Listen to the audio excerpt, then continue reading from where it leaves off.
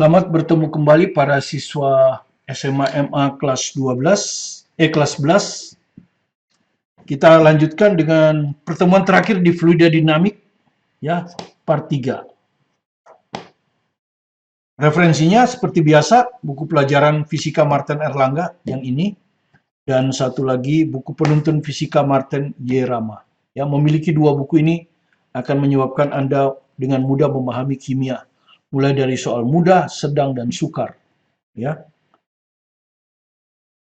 Kita lanjutkan dengan seperti sebelumnya kita sudah sebut bahwa aplikasi, ya, Anda sudah pernah disebut di sini bahwa aplikasi dari asas Bernoulli yaitu jika kita meninjau suatu fluida yang berada pada penampang yang datar, ya, sehingga posisi 1 dan posisi 2 sama tinggi, ya. Nah, itu ada 4, ya, 5 sebetulnya ini kan. Satu, gaya angkat sayap pesawat terbang, ini yang akan kita jelaskan secara kualitatif dan kuantitatif. Kemudian tabung Venturi akan kita jelaskan nanti Venturimeter. Kalau karburator itu hanya prinsip kerja saja, Anda bisa baca di buku pelajaran Fisika Martin Erlangga seperti saya bilang, ya. Kita akan jelaskan Venturimeter dari kualitatif dan kuantitatif. Kemudian alat ukur kelajuan gas, silakan baca sendiri di buku saya, tabung Pitot. Dan dalam kehidupan sehari-hari Anda sering menyemprot parfum, ya. Semua semprotan itu aplikasi dari asas Bernoulli. Oke, mari kita bahas gaya angkat sayap pesawat terbang, ya. Jadi ini hanya salah satu faktor, ya. Saya katakan lagi bahwa gaya angkat sayap pesawat itu bukan hanya ini salah satunya, ya. Jadi kalau Anda lihat penampang sayap itu dipandang dari samping, ya. Kalau kita lihat dari samping itu ini lebih tebal, ya. Kemudian makin ke bawah dia makin tipis. Sehingga kalau ada udara, ini ya, salah satu udara saya amati, ya. Di sini tadinya ini satu garis arus, kemudian pecah kan. Pesawatnya ke sana, ya, ke kiri. Pesawat bergerak ke kiri sehingga udara bergerak ke kanan. Udara bergerak sini, ya. Relatif terhadap sayap. Kemudian ketemu lagi di sini. Yang bagian bawah ini. Apa yang kita lihat di sini? Ya, secara kualitatif, udara yang menempuh atas sayap, bagian atas sayap, itu lebih panjang daripada yang bagian bawah.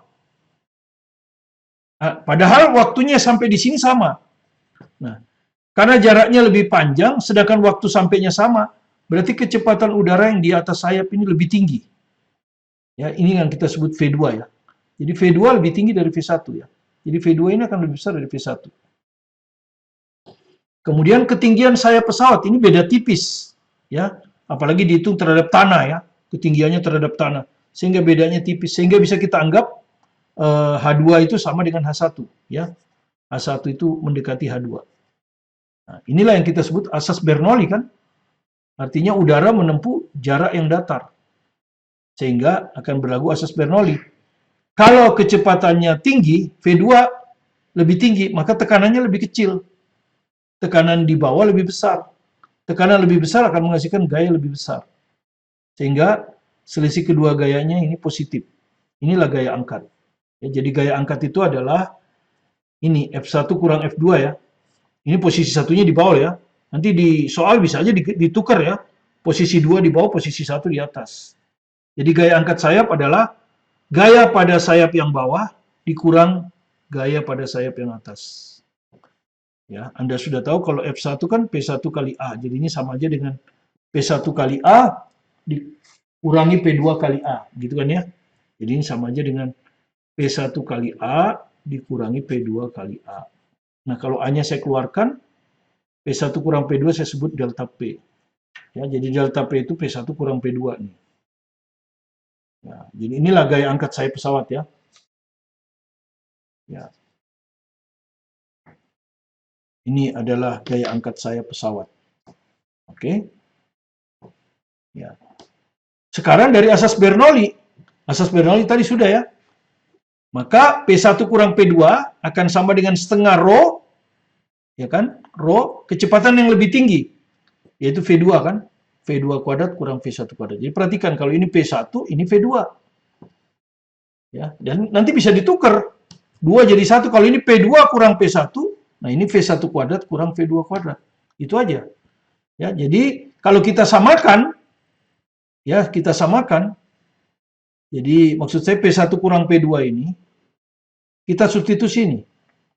Maka gaya angkat sayap adalah P1 kurang P2 ini, kita ganti ini. Setengah rho V2 kuadrat min V1 kuadrat kali A. Ya kan? Inilah rumus gaya angkat sayap pesawat. Setengah massa jenis udara ya. Di sini rho itu massa jenis udara ya, bukan air. Pesawat itu kan ada di udara ya, massa jenis udara. Kecil ya, 1, biasanya kan. 1,3 atau 1,2. A adalah luas penampang sayap. Ya, luas bentangan sayap ya. Luas bentangan sayap kalau dilihat dari atas ya. Kalau dilihat dari atas luas bentangan sayap. V2 adalah kecepatan di bawah ya. Di atas, sorry. Di atas. V2 kecepatan di atas. V1 kecepatan udara di bawah sayap. Oke. Itu. Mari kita selesaikan dengan contoh soal ya. Kita ambil dari buku penuntun fisika Martin Y. Ramawidya. Ya. Ini adalah soal UN ya, soal UN 2019 ya, tahun yang lalu. Gambar menunjukkan penampang lintang sayap pesawat terbang yang luasnya 40. Ya, jadi kalau kita tulis A itu 40. Luas bentangan sayapnya 40 meter persegi. Oke? Oke. Gerak pesawat terbang menyebabkan kelajuan aliran udara di bagian atas sayap. Nah, perhatikan di bagian atas V1 ini. Ya, kalau saya tadi gambarnya V2 ya, beda kan ya? Gambar saya tadi V2, dia V1. Jadi jangan diikuti. Ini V1. Lebih tinggi pasti kan? Berapa? 250 meter kali sekon min 1. Ya. Dan kelajuan udara di bagian bawah sayap pasti lebih kecil ya. Nah, 200, hanya 200. Oke. Jika kerapatan ya, kerapatan itu massa jenis. Jika kerapatan udara, ya jadi kerapatan udara, itu massa jenis udara 1,2 ya kan, saya bilang tadi 1,2, ya. Ada kadang 1,3 kilogram meter min 3. Maka besar gaya angkat sayap pesawat. Nah, jadi sekarang kita lihat, kalau begini kan P2 lebih besar dari P1 kan, jadi P2 kurang P1 kali A. Maka nanti ini terbalik setengah rho, kalau ini P2, ini V1. Ini P1, ini V2. Inilah rumusnya. Ya. Jadi kita tahu rumus tapi bisa menurunkannya dari mana. Ya tinggal masukkan aja. Setengah, rho-nya 1,2. Nggak usah masukkan satuan ya. Kalau semua sistem internasional, maka ini hasilnya Newton. Ya, tapi rho-nya kilogram per meter pangkat 3. V-nya meter per sekon, A-nya harus meter kuadrat. Maka hasil dari gaya adalah Newton. 1,2. V1 kuadrat, ini 250. 250 kuadrat, sudah internasional kan? V2, 200 kuadrat. Luas bentangan sayap, 40. Udah benar, tinggal dihitung ya. Setengah kali 0,2, 0,6 ya. Ini kan 0,6. 0,6 kali 40. 0,6 kali 40. 24 ya. Ini 24. Terus gimana ngitung ini? Ini kan multiple choice. Ya, jawabannya sudah ada. Ini sama ya. 50-nya sama. Ya, jadi kita keluar 50 kuadrat. Kalau ini keluar 50 kuadrat, berarti sisa 5. 5 kuadrat 25. Ya. Ini sisa 4. 4 kuadrat 16. Nah, jadi gini kan. 24 kali, ini 50 kuadrat 2500. Kali, ini 9. Nah, begini. Ya, 24 kali 2500, kalau orang tahu ini dibagi 2. Ya. Atau dibagi 4. Ini kalau saya bagi 4 berapa? 6. Kalau ini dibagi 4, ini dikali 4. 2500 jadi 10.000. Nah, kan begitu kan? Ya kan? Ini dibagi 4, ini kali 4. Ini tetap 9. 6 kali 9, 54. Jawabannya D. 54 cuma D. Ya. Oke, Newton ya. Seperti itu. Oke, berikutnya kita ke aplikasi berikutnya, Venturimeter. Nah, ya, Venturimeter. Alat yang dipasang dalam suatu pipa, jadi ini ada pipa nih. Nah, ini garis arusnya ya, garis arus. Saya ambil salah satu yang hijau ini. Ini penampangnya A1 kan, besar. Ini A1. Di sini penampangnya mengecil, A2. Maka pasti V2-nya lebih besar. Kecepatan alir di sini pasti lebih besar. Hukum kontinuitas. Luas penampang kecil, V-nya lebih besar. Ini V1. Nah, tapi pertanyaannya, tekanan di sini bisa mengalir air ke sana, berarti tekanannya pasti lebih besar kan? P1 pasti lebih besar dari P2. Kan begitu ya, jangan di sini soalnya. Oh enggak, benar, ini bukan soal. P1 akan lebih besar dari P2. Gitu ya. Jadi tekanan di titik ini akan lebih besar dari tekanan di titik ini. Akibatnya apa? Kalau fluida statis. Makanya air di sini lebih tinggi. Ya, Anda perhatikan air di sini, sementara di sini. Ini kalau air ya, anggaplah air atau cairan. Ya lebih tinggi. Kenapa lebih tinggi? Karena P1 lebih besar dari P2. Selisih ketinggiannya Y. Oke? Jadi seperti itu. Ya, dari asas Bernoulli pastilah P1 lebih besar dari P2. Ini kita sebut asas Bernoulli kan? Pada penampang yang mendatar, kalau kecepatannya lebih kecil, tekanannya lebih besar. Tuh, ya. Jadi prinsip yang satu kita dapat dari hubungan tekanan fluida statik. Hubungan tekanan fluida statik di 1 dan 2. Ya. Fluida statik ya. Ya. P1 dikurangi P2. Itu akan sama dengan rho G selisih ketinggian ini. Ya, ini lebih tinggi Y kan. Jadi P1 dikurangi P2 sama dengan rho GY. Rho itu massa jenis cairan. G gravitasi, Y beda tinggi. Nah, itu prinsip 1. Sekarang prinsip 2. Asas Bernoulli. Prinsip 2 asas Bernoulli. Selisih tekanan antara tekanan yang lebih tinggi dengan yang rendah pasti setengah rho. Nah, kecepatannya terbalik kan? Kalau ini P1, ini V2. V2 kuadrat kurang V1 kuadrat. Nah, itu prinsip asas Bernoulli. Kemudian prinsip yang ketiga, persamaan kontinuitas. Ya, A1 kali V1 sama dengan A2 kali V2. Ini menghubungkan antara V1 dan V2. Nah, dari persamaan 1, 2, dan 3, kita bisa menghitung kelajuan cairan memasuki pipa. Yang ingin kita hitungkan V1. Ya, jadi kita tidak menghafal rumus, tapi menghafal prinsip. Prinsip pertama adalah fluida statik. Ya, P1 lebih besar dari P2. Selisihnya adalah rho GY. Ya, jadi P1 kurang P2 rho GY. Kemudian yang kedua dari asas Bernoulli. Tekanan di sini lebih tinggi dari tekanan di sini. Berarti P1 dikurangi P2 akan sama dengan setengah rho terbalik. P2 kuadrat min V1 kuadrat. Kemudian ini fluida mengalir pada penampang yang berbeda. Maka menurut persamaan debit konstan atau persamaan kontinuitas, A1 kali V1 sama dengan A2 kali V2. Kalau yang diketahui bukan luas penampang tapi diameter, D1 kuadrat kali V1 sama dengan D2 kuadrat kali V2. Kalau yang diketahui bukan luas penampang, bukan diameter, tapi radius, R1 kuadrat kali V1 sama dengan R2 kuadrat kali V2. Itu belajar tuh seperti itu. Ya, jadi tahu konsep, bukan menghafal rumus. Kalau menghafal rumus, wah rumusnya banyak sekali. Akhirnya Anda bisa bingung nanti pada saatnya, takut lupa lagi kan. Oke, kita buat nomor 8. Ya, nomor 8 ini adalah soal SIMA UI. Nah, SIMA UI 2018. Jadi bervariasi kan kita. Ada soal UN, ada soal SBMPTN, SIMA UI, ya kan?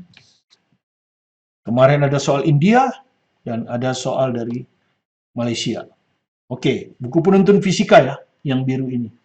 Yang ungu. Ya, dari sini. Itu banyak soal ya, banyak soal di situ. Saya hanya bahas sedikit, jadi silakan latihan sendiri dengan memiliki buku itu. Atau pinjam di perpustakaan kalau sekolahnya Anda membelinya. Sebuah venturimeter, ya, jadi venturimeter gambarnya seperti ini. Nah, saya taruh sini. Nah, tetap saya tidak akan menggambar ya. Jadi soal ini ada gambarnya. Soal ini sebetulnya ada gambarnya ya. Ada gambarnya. Jadi soal aslinya itu ada gambarnya ya. Jadi soal aslinya ada gambarnya. Nah, ini soal aslinya nih, ya. Ini sudah ada jawabannya. Ini kebetulan di contoh soal SIMA UI 2018. Ya, di buku ini sangat lengkap ini ya. Ya, ini ada gambarnya. Nah, ini gambarnya seperti ini. Ya, persis seperti ini. Saya tidak gambar ulang ya. Nah, cuma di sini ada 45 cm. Nah, Di sini ada gambarnya ini, di gambar yang dia itu 45 cm. Nah, itu aja bedanya. Ya, ini A1 dia tulis, ini A2. Oke, jadi persis seperti itu ya. Oke. Jadi kalau kita baca sambil ini, nulis yang diketahui ya. Jadi ini. Sebuah venturimeter terdiri atas dua penampang yang berbeda. Nah, penampang besar, penampang kecil. Penampang satu memiliki luas A1 5 cm kuadrat. Nah, kita tulis ya. Ya, kita tulis dulu yang diketahui. Prinsipnya ada 3 kan. Oke, saya akan oke, saya tulis di sini aja. A1 5 cm kuadrat. Oke. Dan penampang 2 memiliki luas A2 4 cm kuadrat. Ya. Perbedaan ketinggian permukaan air di kedua penampang pipa adalah 45 cm. Nah, di kita itu Y kan. Y-nya 45 cm. Biarkan aja dulu ya, nanti urusan mau dirubah satuan nanti aja. Massa jenis air 1000. Nah, massa jenis air 1000 kg per meter pangkat 3. Kelajuan air ketika memasuki penampang A1. Ya, jadi V1 yang ditanya ya. V1 yang ditanya. Iya. Ya. Apakah 4,0 cm sekon? Ya, jadi jawaban kecepatannya cm sekon. Oke. Maka kita ingat 3 prinsip untuk menghitung V1 tadi. Prinsipnya boleh tertukar-tukar ya. Tertukar-tukar nggak apa-apa. Anda mungkin ingat yang pertama, saya ingatnya kontinuitas, nggak apa-apa. Kalau kontinuitas kan A1 kali V1 sama dengan A2 kali V2. Yang kedua apa? Misalnya yang Anda ingat. Oh ini, beda fluida statik tekanannya. P1 lebih besar dari P2. Maka P1 min P2 sama dengan rho G selisih ketinggiannya. Y. Nah, baru yang ketiga asas Bernoulli. Asas Bernoulli, P1 dikurang P2 juga. Nah, terbalik setengah rho. Nah, kalau ini P1, ini V2. Iya, begini. Ini 3 prinsip ini. Untuk ngitung V1. Oke. Ya. Misalnya kita mulai dari yang pertama. Ya, kita mulai dari yang pertama ini aja. Kita mulai dari yang pertama. A1 kali V1 sama dengan A2 kali V2. Oke, kita tahu ini yang ditanya. A1-nya berapa? Nah, karena ini sama-sama, jadi satuannya nggak perlu kan? Ini saya tulis saja ya, biar enak. Ini 5 cm kuadrat kali V1 yang ditanya akan sama dengan A2 4 cm kuadrat kali V2. Kan cm kuadratnya bisa hilang. Nah, dari sini kita dapat V1 itu, V2 ya, karena V1 yang mau dihitung. V2 5/4 V1. Ya, artinya apa? V2 itu sudah bisa kita ganti dengan V1. Jadi nggak ada masalah kan? Ya, ini persamaan yang pertama kita dapat ya. Oke. Kemudian yang kedua, misalnya kita ingat. Ya. Nah, Anda perhatikan. P1 min P2 rho GY. P1 min P2 setengah Y. Kan berarti bisa disamakan kan ini? Ini artinya apa? Setengah rho, ya ruas kanan ini, V2 kuadrat dikurang V1 kuadrat. Nggak perlu ngapal rumus kan? Sama dengan rho GY. Nah, kalau Anda mau menghafalkan rumusnya, lihat aja di buku lain ya. Itu ada rumusnya. Anda disuruh menghafal. Saya nggak hafal sampai sekarang. Oke? Rho dicoret. Nah, oke. Kemudian 2 setengah, supaya nggak ada setengah, 2 dikesanain. Ini 2 GY. Kan gitu. Ini sisa V2 kuadrat dikurang V1 kuadrat. Nah, sekarang kita masukkan. V2-nya kita ganti ini. Sudah selesai ini kan? V2-nya kita ganti itu. Atau langsung aja ya, V2 kuadrat berarti 5 kuadrat, 4 kuadrat. 25/16 V1 kuadrat. Dikurang V1 kuadrat. Oke. Sama dengan 2, gravitasi itu 10. Nah, harus sistem internasional kan? Sekarang Y-nya harus kita ganti. Bukan 45 cm, tapi 45 kali 10 min 2 meter. Nah, kenapa? Karena kita mau pakai sistem internasional, terpaksa kan? karena semua internasional. Ini kan gravitasi internasional, meter per sekon kuadrat. Ya, jadi ini harus meter. 45 kali 10 min 2. Nah, nanti V-nya ini meter per sekon. Nah, nanti jawabannya sentimeter per sekon kan tinggal dikali 100. Ya kan? Meter ke sentimeter kan kalikan 100. Oke. 25 per 16, ini 16 per 16. Berarti ini 9 per 16. V1 kuadrat. Kan gini. Ya kan? 10 kalikan 10 min 2.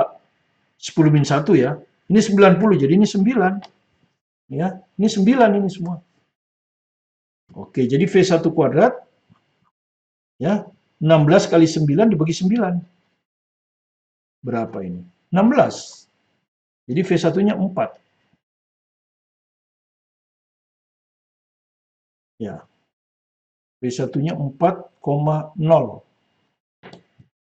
Harusnya meter per sekon ya, bukan sentimeter per sekon ya. Ya, jadi ada kemungkinan saya salah salin, ya, dari soal simak aslinya bukan sentimeter, tapi meter ya.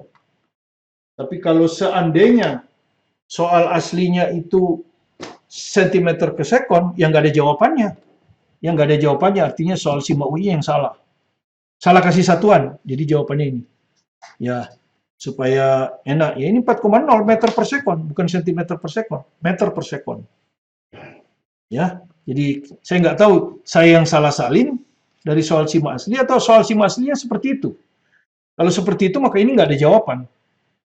Ya, tapi kalau Anda testing, ya daripada nggak jawab, jawab aja A. Kenapa? Ada kemungkinan kuncinya A. Ya, karena nggak mungkin lagi kita merubah kunci. Daripada Anda kosongi, karena yang jawaban yang lain nggak mungkin benar. Kalau dari segi angka ya. Jadi, bolehlah ini kita rubah ya. Jadi sekali lagi ini meter, ini meter. Yang benar gini ya. Mungkin salah saya salin, atau bisa juga kadang-kadang, namanya juga manusia. Ya, bisa aja salah. Oke, kita ke bagian yang terakhir, yaitu daya oleh debit fluida air terjun. Jadi kalau Anda pergi ke PLTA, yang nggak selalu air terjun ya, ini kan air terjun kan hanya omongnya, artinya airnya terjun lewat pipa ya, ini ada namanya pipa pesat di PLTA ini ya. Jadi air dibendung di sini, kemudian bendungan airnya energi potensialnya diambil, dialirkan ke bawah. Kemudian di bawah di sini ada sistem turbin, generator. Jadi air yang terjun itu menggerakkan turbin dikoppel dengan generator, bangkitlah listrik. Tentu sebagai alat ini nggak mungkin efisiensinya 100%. Kalau nggak di dalam soal nggak diketahui dianggap 100%. Tapi biasanya ini lebih kecil dari 100% itu. Apalagi PLTA ya, biasanya hanya sekitar 40%, 50%. Ini efisiensi. Ya, nah, daya inputnya adalah air. Ya, energi potensial air. Karena kita cerita daya itu kan energi dibagi waktu. Jadi energi potensial dibagi waktu. Energi potensial air ya tentu massa air kali gravitasi kali ketinggian per T. Kemudian massa itu apa? Massa jenis dari air, kalau air ya, kali volume, ini bukan kecepatan volume ya, kali G H per T. Kemudian di air yang terkenal itu debit. Nah, volume dibagi T ini debit. Ya, makanya segini ya, VT. Jadi akhirnya kita dapatlah massa jenis air terjunnya adalah rho Q GH. Jadi massa jenis air terjun adalah daya dari air terjun adalah rho Q GH. Ya, rho itu massa jenis air, Q debit air, G percepatan gravitasi, H ketinggian dari di atas mesin. Ya, gitu. Nah, kalau kita pakai mesin outputnya mau listrik, maka P output listrik harus dikalikan dengan efisiensi dari daya air terjun. Maka hasilnya adalah efisiensi kali rho Q GH. Nah, ini adalah soal terakhir, kita ambil dari USBN 2019. Tinggal masukin rumus. Ya. Sebuah air terjun setinggi 10 meter. Jadi Anda hafalkan rumus, tapi nggak tahu. Nggak enak kan? P input, P output, efisiensi kali rho Q GH. Kenapa harus dikali efisiensi? Nggak tahu. Pokoknya dihafalkan seperti itu. Gitu? Nah, itu kan nggak enak. Tapi kalau kita tahu asalnya dari energi potensial, jadi lebih enak belajarnya. Oke. Sebuah air terjun setinggi 10 meter. Nah, 10 meter. Dengan debit 50 meter pangkat 3 per second, sistem internasional, gitu. Akan digunakan untuk memutar generator listrik. Apabila efisiensi generator 40%, nah 40% itu 0,4 ya. Maka daya yang dihasilkan oleh generator, perhatikan daya yang dihasilkan oleh generator. Jadi harus dikalikan dengan efisiensi kan. Jadi efisiensi kali daya input kan. Daya inputnya sudah kita turunkan tadi apa? Rho Q GH. Ya, tinggal dimasukkan aja. Nah, efisiensi 0,4. Massa jenis air, gitu. Kalau tidak ada dia ada di tabel itu ya. 1000 kg per meter pangkat 3. Jadi rho-nya ini 1000. Debit air tuh sudah sistem internasional 50 ya, debit. Gravitasi 10, ketinggiannya juga 10. Nah, ini satuannya adalah watt. Sistem internasional watt ya. Kalau kita tulis lengkap begini. Nah, dari James Watt, penemu mesin uap. Oke. Ini 4 kali 10 min 1 ya. Jadi ini hilang dengan ini. Nah, dengan ini 4. Ya toh? Kali ya ini dengan ini 4 ini. Sudah ya. 4. Ini kalikan 5, ya toh? Kali 10 pangkat 1, 2, 3, 4, 5. 10 pangkat 5. Nah, begini. Watt. 4 kali 5, 20. Ya pasti jawabannya angka 2. Ya enggak? Enggak perlu kita tahu apakah 2 megawatt apa enggak perlu. Kenapa? 4 kali 5, 20. Ya, jadi jawaban yang benar pasti angka depannya 2. Ini kan hanya transfer satuan. Ini kalau kita ingin kan 2 kali 10 pangkat 6 watt. 10 pangkat 6 jadi megawatt. Ya, karena 1 megawatt itu adalah 10 pangkat 6 watt. Ya, mega itu juta.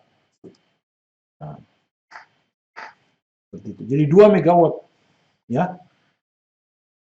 Oke, jadi dengan demikian dinamika fluida sudah selesai. Ya, Anda sudah pelajari semua dinamika fluida. Statika fluida juga sudah saya selesaikan sebelumnya. Ya, silakan Anda tonton kalau Anda ingin. Ini nanti mungkin kita perlu latihan-latihan lagi, tapi sudah saya terangkan. Kemudian nanti setelah ini kan teori kinetik gas juga sudah ada di dalam di video pembelajaran saya. Teori kinetik gas itu kalau nggak salah sampai part 5. Kalau nggak salah ya, sampai part 5. Atau part 4, saya nggak tahu. Nah, setelah fluida dinamika, kita akan ke termodinamika. Nah, termodinamika, ya saya baru memuat 2 ya. Kira-kira ada 4. Jadi yang sudah ada di dalam adalah termodinamika 1, part 1, termodinamika part 2. Termodinamika part 3 sama termodinamika part 4 belum kita muat. Akan kita muat sebentar lagi. Ya, jadi pelajarilah dari video pembelajaran saya. Kemudian pelajari dari buku saya, ya. Ada 2 buku ini.